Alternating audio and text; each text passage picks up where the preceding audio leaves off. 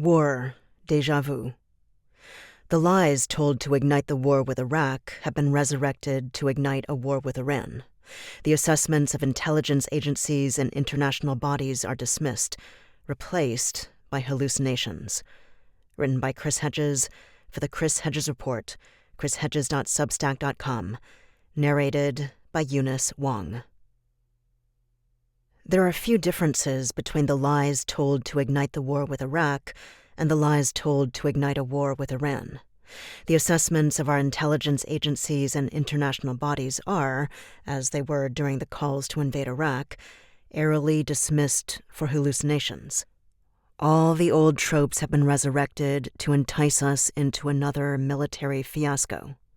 A country that poses no threat to us or to its neighbors is on the verge of acquiring a weapon of mass destruction, WMD, that imperils our existence. The country and its leaders embody pure evil. Freedom and democracy are at stake. If we don't act now, the next smoking gun will be a mushroom cloud. Our military superiority assures victory. We are the saviors of the world. Massive bombing, an updated version of shock and awe, will bring peace and harmony. We heard these canards leading up to the 2003 war in Iraq. 22 years later, they've been resurrected. Anyone who advocates for negotiations, for diplomacy and peace, is a stooge for terrorists. Did we learn any lessons from the fiascos in Afghanistan, Iraq, Libya, and Syria, not to mention Ukraine? All the ghouls who sold us those past wars on false pretenses, such as conservative talk show host Mark Levin, Max Boot, who writes, that strategic imperative argues for bombing Fordo, where Iran's nuclear enrichment program is buried underground. David Frum, John Bolton, General Jack Keane, Newt Gingrich, Sean Hannity, and Thomas Friedman have returned to saturate the airwaves with breathless fear-mongering. Never mind that their grand plan to topple the Taliban in Afghanistan and then invade and replace the regimes in Iraq, Lebanon, Syria, Libya, Sudan, Somalia, and finally in Iran, blew up in their faces.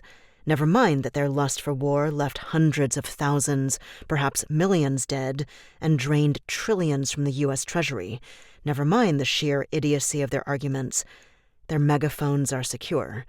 They are dutiful shills for the war industry, brain-dead neoconservatives and genocidal Zionists who believe in the magical regeneration of the world through violence, ignoring catastrophe after catastrophe.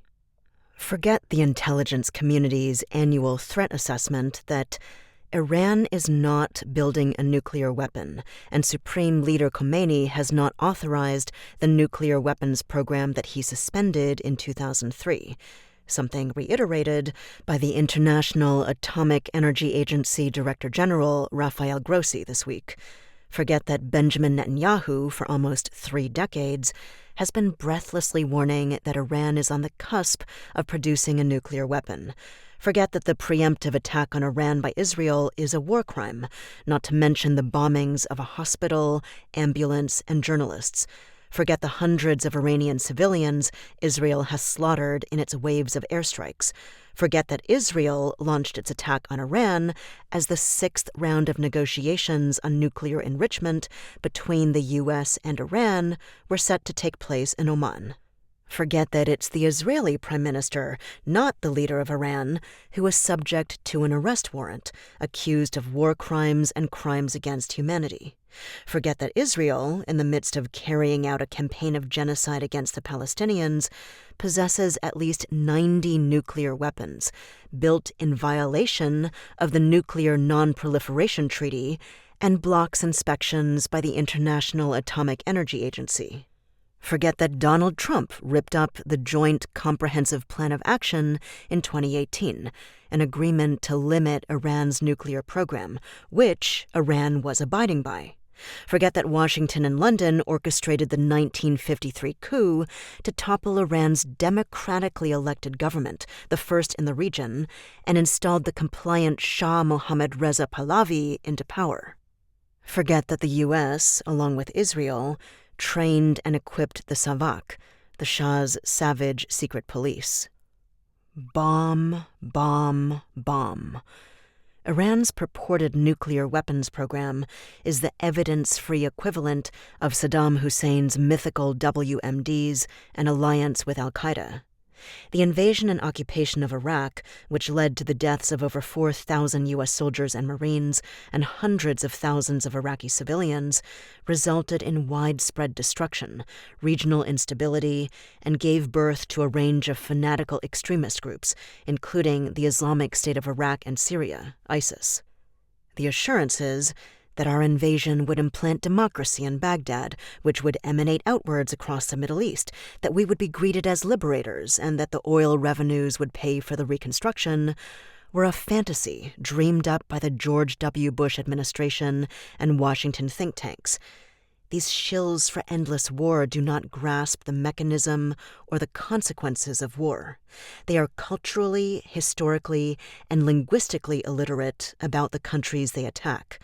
Iraq, Afghanistan, Libya, Syria, Iran. I doubt they can tell the difference. These cheerleaders of war, once they're proven wrong, are adept at issuing mea culpas. They assure us of their good intentions. They didn't mean to peddle disinformation. They only wanted to keep the world safe from evildoers and protect our national security. No one, even those within the Bush and now Trump administrations, are intentionally dishonest. It's not their fault if they act on flawed intelligence. The problem is one of judgment, not virtue. They are good people. But this, perhaps, is the biggest lie. The intelligence assessments used to justify the war against Iraq were cooked up by a cabal of lunatic neoconservatives and rabid Zionists because they didn't like the assessments of the Central Intelligence Agency, CIA, and other intelligence agencies. Now another cabal, dominated by Israel firsters, is concocting bogus intelligence assessments to justify a war with Iran. These wars are not prosecuted in good faith. They are not based on a careful and rational assessment of verifiable intelligence. They are utopian visions severed from reality, where our own intelligence agencies are ignored, along with international bodies such as the United Nations, WMD inspectors, or the IAEA. The history of modern Iran is a history of a people battling tyrants, propped up and funded by Western powers. The brutal crushing of legitimate democratic movements over the decades resulted in the 1979 revolution that brought the Iranian clerics to power.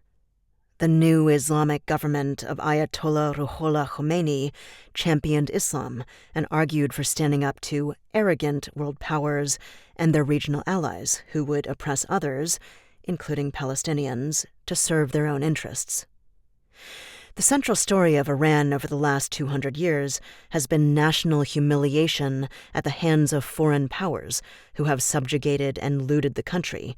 Stephen Kinzer, the author of All the Shah's Men, An American Coup and the Roots of Middle East Terror, told me. For a long time, the perpetrators were the British and Russians. Beginning in 1953, the United States began taking over that role. In that year, the American and British secret services overthrew an elected government, wiped away Iranian democracy, and set the country on the path to dictatorship. Then, in the 1980s, the U.S. sided with Saddam Hussein in the Iran-Iraq War, providing him with military equipment and intelligence that helped make it possible for his army to kill hundreds of thousands of Iranians, Kinzer said. Given this history, the moral credibility of the U.S. to pose as a promoter of democracy in Iran is close to nil. You can see an interview I did with Kinzer about Iran on RT.com. How would we react if Iran orchestrated a coup in the U.S. to replace an elected government with a brutal dictator who for decades persecuted, assassinated, and imprisoned democracy activists? How would we react if Iran armed and funded a neighboring state, as we did during the 8-year war with Iraq, to wage war against us? How would we react if Iran shot down one of our passenger jets, as did the USS Vincennes CG-49, caustically nicknamed the Robo-Cruiser by the crews of other American vessels, when in July 1988 it fired missiles at a commercial aircraft filled with Iranian civilians, killing all 290 passengers, including 66 children. How would we react if Iranian intelligence services sponsored terrorism within the U.S., as our and Israel's intelligence services do in Iran? How would we react if these state-sponsored terrorist attacks included suicide bombings, kidnappings, beheadings, sabotage, and targeted assassinations of government officials, scientists, and other Iranian leaders? How would we react if, like Israel, a country attacked us based on a hypothesis, an attack that is illegal under the UN Charter, which forbids preemptive war?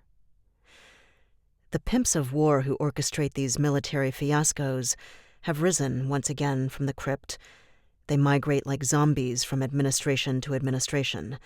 They're ensconced in think tanks, Project for the New American Century, American Enterprise Institute, Foreign Policy Research Initiative, the Atlantic Council, and the Brookings Institution, funded by corporations, the Israel lobby, and the war industry. They are puppets, jerked up and down by their masters, given megaphones by a bankrupt media, urging us forward from one quagmire to the next. The old faces and the old lies are back, exhorting us into another nightmare.